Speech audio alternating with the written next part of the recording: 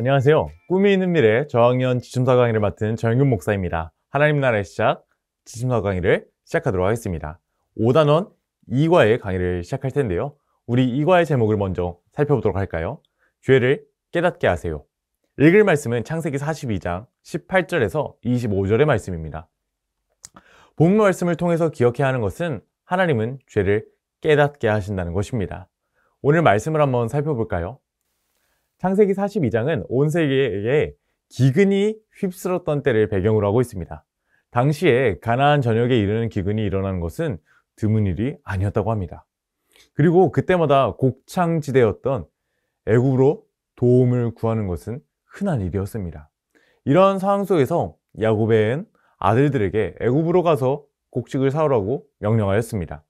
여기서 야곱은 요셉의 형 10명을 보내고 자신이 특별히 사랑하는 베냐민을 이 긴 여행길에서 제외시킵니다. 이제 말씀은 가나안에서 애굽으로 장면이 바뀌게 됩니다. 애굽으로 식량을 구하러 간 형제들은 각 나라 사람들에게 곡식 파는 일을 겸하던 애굽의 총리를 만나게 됩니다. 여러분, 이 애굽의 총리가 누구였을까요? 맞습니다. 바로 이 총리는 요셉이었습니다. 이때 요셉은 자신의 형들을 단번에 알아보았습니다. 그러나 형들은 요셉을 알아보지 못했죠. 그리고 이때 요셉은 자신의 형들에게 정탐꾼이라는 누명을 씌운 후에 그들을 감옥에 가두게 됩니다.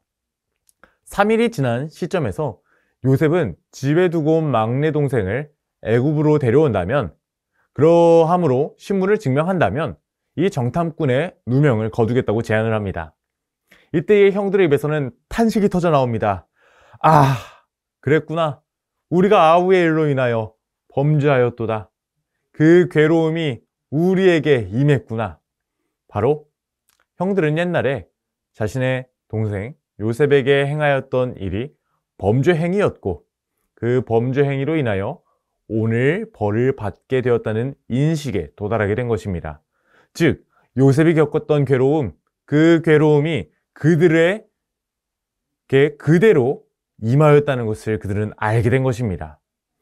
이와 같은 형제들의 대화로 인하여 요셉은 결국 울음을 터뜨리고 말게 됩니다. 하지만 이때 요셉은 시험을 위해서 형제들의 목전에서 시므온을 결박하게 됩니다.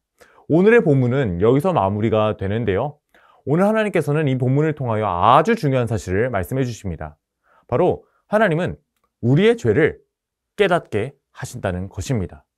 이를 위하여 우리 아이들에게 가르쳐야 할 원포인트는 바로 죄를 깨닫게 하세요입니다. 그리고 우리가 이를 위하여 외울 말씀은 잠언 28장 13절의 말씀인데요. 우리 다 같이 한번 읽어보겠습니다. 시작! 자기의 죄를 숨기는 자는 형통하지 못하나 죄를 자복하고 버리는 자는 불쌍히 여김을 받으리라. 잠언 28장 13절 말씀. 아멘. 사랑하는 선생님들, 이 죄를 깨닫게 하는 이 자복의 말씀, 우리 어린아이들 외워야 되지 않겠습니까? 그러하기 때문에 요성을 활용하여 지도해 주시면 우리 아이들이 이 말씀을 외우는 데에 더욱더 큰 도움을 받을 것 같습니다. 이제 우리 본 과의 세 가지 학습 목표를 살펴보도록 할 텐데요. 첫 번째, 인지적 학습 목표는요, 요셉의 형제들이 애굽의 곡식을 구하러 간 내용을 스스로 설명할 수 있는 것입니다. 이 과정이 정말 여러 가지 장면들이 있잖아요. 이러한 장면들을 어린아이들이 헷갈리지 않고 설명할 수 있게끔 해주세요. 두 번째, 감성적 학습 목표입니다. 하나님이 깨닫게 해주신 나의 죄는 무엇인지 나눌 수 있어야 합니다. 그리고 세 번째, 행동적 학습 목표인데요. 죄를 지은 즉시 하나님이 나의 죄를 깨닫게 해주시기를 기도해야 하는 것입니다. 너무나 중요합니다. 사랑하는 선생님들, 이와 같은 세 가지 학습 목표를 꼭 우리 아이들이 마음에 새길 수 있도록, 머리에 새길 수 있도록 염두에 두시면서 오늘 웰컴 활동 가이드를 해드리도록 하겠습니다. 오늘 웰컴 활동의 제목은 아하, 그렇구나입니다. 우리 다 함께 교재에 있는 그림을 볼까요? 무엇이 보이시나요? 맞아요. 우리의 눈에는 이제 태양이 움직이는 것처럼 보이지만 사실은 태양은 가만히 있고 지구가 움직이는 거죠. 이처럼 처음에는 몰랐다가 나중에 알게 되는 일들이 있습니다. 옛날만 해도 사람들은 지구가 중심이라 생각했기 때문에 오늘 이와 같은 질문에 대해서 잘 알지 못했습니다. 그런데 이뿐인가요? 우리가 살다가 보면은 새롭게 깨닫게 되는 일이 너무나 많이 있습니다. 그래서 우리 선생님들께서는 우리 아이들에게 너네가 살아가면서 이 지구가 움직이는 일뿐만 아니라 너희가 새롭게 깨닫고 아하 그렇구나 이렇게 말할 수 있었던 일들이 무엇이 있는지 한번 여쭤봐 주세요. 그럼 이제 아이들이 막 여러 가지 이야기 할 거예요. 그래서 이제 우리 선생님들께서는 그 이야기를 들어주시고 얘들아, 그런데 우리가 깨닫는 일은 이러한 일뿐만 아니라 정말 다양한 일들이 있어. 우리 오늘 하나님께서 우리에게 깨닫게 해주시는 것은 무엇일까? 이렇게 질문해 주시면서 다음 어드벤처 활동으로 넘어가 주시면 되겠습니다.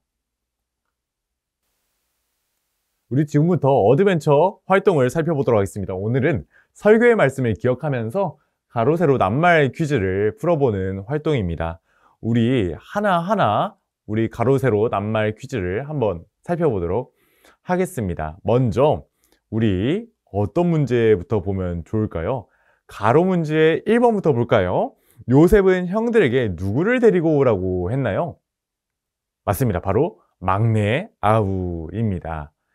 이제 막내 아우를 데려오라고 했죠. 그 바로 베냐민이었습니다. 가로 문제 3번도 한번 보도록 할 텐데요. 가로 문제 3번.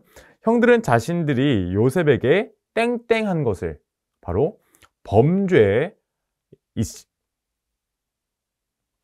범죄입니다. 형들은 자신들이 요셉에게 범죄한 것을 솔직하게 인정했습니다. 동생 요셉을 미워해서 구덩이에 버리고 죽이려다가 애굽의 노예로 팔아버린 것이 분명한 죄임을 깨달은 것입니다. 이제 우리 세로 문제 두 번째 것 한번 보도록 할 텐데요. 요셉을 해치지 말자고 했던 형의 이름은 무엇일까요? 바로 르벤입니다. 이제 이어서 문제를 볼 텐데요. 세로 문제 3번에 범으로 시작하는 단어는 무엇일까요? 3번의 문제는 경찰은 사건을 일으키는 누굴 잡나요? 바로 범인을 잡죠. 이어서 가로 문제 4번을 보면은요. 시를 쓰는 사람 그리고 인으로 끝나는 단어는 바로 시인입니다. 이어서 세로 문제 4번의 답은 세로 문제의 문제를 보면 알겠죠? 요셉은 형 중에서 누구를 잡아두었나요? 누구를 잡아두었다고 제가 아까 말씀드렸죠? 바로 시므온입니다. 이제 마지막 가로 문제 5번인데요. 형들은 요셉이 애걸할 때 그 땡땡땡을 보고도 듣지 않았다고 고백했습니다. 바로 무엇일까요? 괴로움입니다. 형들은 요셉이 살려달라고 애원하고 부탁할 때 그 괴로움을 보고도 듣지 않았다며 자신들이 죄를 깨달았습니다. 자신들이 지금 당하는 괴로움은 요셉을 괴롭게 했기 때문이라 생각했습니다. 요셉은 자신들의 죄를 깨달았고 요셉은 형들이 후회하는 고백을 듣고 눈물을 흘리게 되었습니다. 여기서 우리 아이들에게 다시 한번 강조해 주세요. 요셉의 형들이 뒤늦게라도 죄를 깨달을 수 있었던 것은 하나님이 깨닫게 하셨기 때문입니다. 이제 다음 활동을 통해서 하나님이 깨닫게 하시는 우리의 죄를 한번 살펴보도록 하겠습니다. 우리 밸류 활동의 제목 읽어볼까요? 시작! 천천히 다시 생각해보자. 이번에는 우리 동네의 그림을 보면서 내가 알아채지 못한 죄가 있는지 생각해보는 활동을 할 거예요. 먼저 그림을 볼까요? 무엇이 보이나요? 맞아요. 집, 학교, 교회, 놀이터, 횡단보도가 있어요. 우리가 사는 동네와 닮았죠. 조금 더 자세히 보면은요. 그림 속에서 누군가 잘못을 저지르는 사람이 있습니다. 누굴까요? 맞아요. 엄마에게 짜증내는 친구, 그리고 빨간불일 때 횡단보도를 건너는 친구, 길에서 쓰레기를 버리는 친구가 있습니다. 여러분들, 이 친구들은 자신의 행동이 잘못인 것을 알 수도 있지만 이게 뭐 어때서? 라며 당연하게 생각할 수도 있습니다. 자신의 행동이 하나님이 미워하시는 죄라는 것을 모르는 겁니다. 우리도 죄를 지으면서 죄를 깨닫지 못할 때가 있고 그럴 수 있어요. 그래서 우리 선생님들께서는 어린아이들에게 내가 잊어버린 나의 죄는 무엇인지 한번 생각해보고 밑줄에 적어보자. 이렇게 잠시 생각하고 적어보는 시간을 주세요. 그렇다면 이제 어린아이들이 열심히 적어서 한 명씩 솔직하게 나누어 보는 이야기도 나눠 주시면 좋겠습니다. 예를 들면 뭐 엄마에게 말대답하는 것, 친구에게 빌린 물건을 잊고 내 가방 속에 계속 둔 것 등 우리는 많은 죄를 짓고 있습니다. 그럼 어떤 어린이는 이렇게 이야기할지도 모르겠습니다. 에이, 엄마한테 장난친 건데요. 아, 친구한테 까먹어서 못 돌려줬어요. 나의 실수이면서도 죄라고 생각 못할 수도 있습니다. 하지만 그러한 행동들이 잘못된 죄라는 것은 변함이 없습니다. 그래서 하나님은 우리가 모르고 지은 죄도 회개해야 한다고 말씀해 주지 않으셨나요? 그래서 이러한 부분을 우리 선생님들께서 어린아이들에게 지도해 주시고 그러한 것들을 깨달을 수 있도록 기도를 인도해 주셔도 좋을 것 같습니다.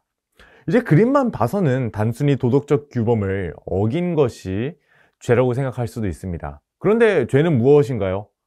우리나라 대한민국의 헌법이 죄의 기준일까요? 그렇지 않습니다. 죄의 기준은 바로 하나님 말씀입니다. 하나님의 기준이 죄이고 아니고를 나눕니다. 그래서 이제 어떻게 하면 우리의 죄를 깨닫고 회개할 수 있는지 다음 활동을 통해서 우리 계속해서 살펴보도록 하겠습니다. 이번 주 인커리지 미션은요, 내 죄를 깨닫게 해달라는 내용의 기도문을 잡고 일주일 동안 그대로 기도하는 거예요. 그리고 회개했을 때 내 생활은 어떻게 변화하였는지 다음 주에 교회에서 나눌 수 있도록 이제 지도해 주시면 되겠습니다. 그래서 이렇게 말풍선 안에 이제 기도문을 잘 적을 수 있도록 도와주시면 되겠습니다. 그리고 이번 주 실천사항 4가지도 꼭 실천할 수 있도록 우리 선생님들 꼼꼼한 지도 부탁드립니다. 이제 오늘 모든 활동을 기도로 마무리해 주시면 되겠습니다. 지금까지 5단원이가 죄를 깨닫게 하세요를 살펴보았는데요. 오늘 성경 공부를 통하여 하나님은 죄를 깨닫게 하심을 배웠습니다. 우리는 어린아이들이 죄를 깨닫고 하나님 옆에서 성숙한 하나님의 사람으로 자라갈 수 있도록 선생님들의 귀한 지도 부탁드립니다. 이것으로 5단원이가 지심서 강의를 마무리하겠습니다. 감사합니다.